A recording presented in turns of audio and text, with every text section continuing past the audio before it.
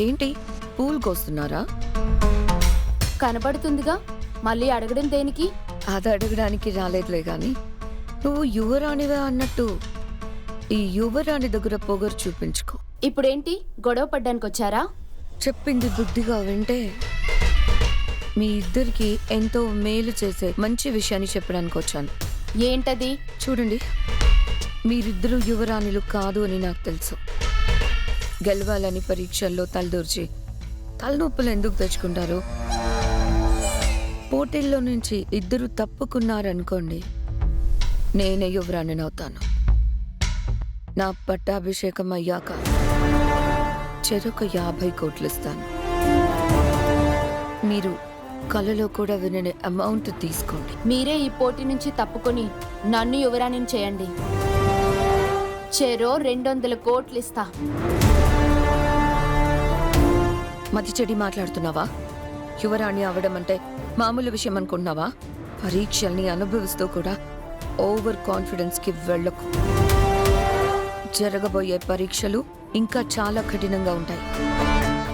చావు కూడా మిమ్మల్ని వివరించవచ్చు.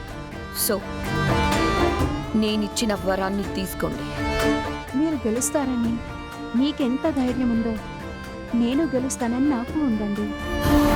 నాదేం ఓవర్ కాన్ఫిడెన్స్ కాదు, ఓన్లీ కాన్ఫిడెన్స్. మీ వరాలేం అక్కర్లేదు. మీ పని మీరు చూసుకోండి.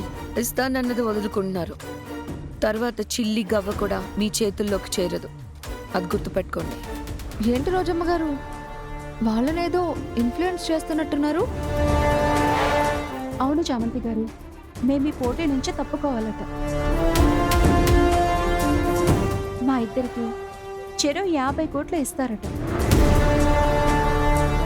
ఏంటిది రోజమ్మ గారు, పోటీలో పాల్గొనాలి తప్ప ఇలా కొనాలి అని చూడడం తప్పవుతుంది కదా?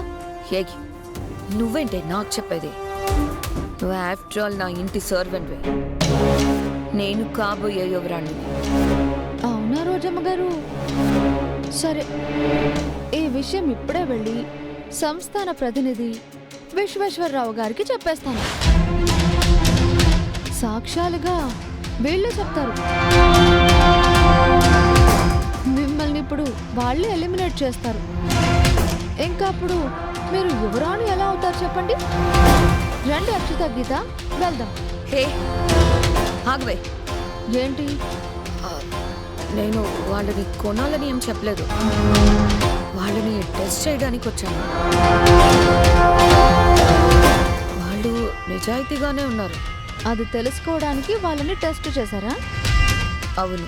సరే, కానీ ఇలాంటి టెస్ట్ కూడా ఇంకెప్పుడు చేయకండి. నాకు తెలిసింది అంటే మీరు ఎలిమినేట్ అవుతారు.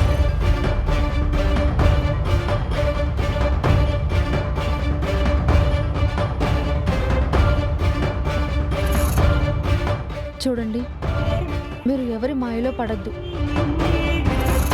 మీ విశ్వాసంలో మీరుండండి. మీలో ఒకరు యువరాణి అయ్యేది ఖచ్చితం. జాగ్రత్త. సరే.